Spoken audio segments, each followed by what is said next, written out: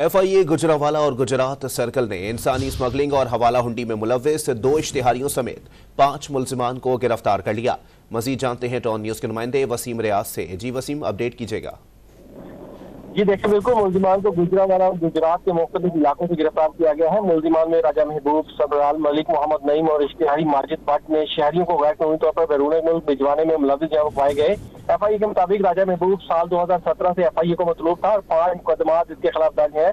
मुलजिम ने शहरी से 30 लाख रुपए रकम जो है वो गैर कानूनी तौर पर ली और उसको बैरून मुल्क इटली भिजवाने के गर्ज से जो है वो इसके साथ फ्रॉड किया। इसी तरह दूसरा मुलजिम संबराल है, तंबीर है, जिसने गैर कानूनी तौर पर मलेशिया भिजवाने के लिए 2,45,000 रुपए बटोरे। जबकि तीसरा मुलजिम मोहम्मद नईम है, जिसने शहरी को गैर कानूनी तरीके से कतर मुलाजमत के एवज भिजवाने पर 10,96,000 रुपए लिए।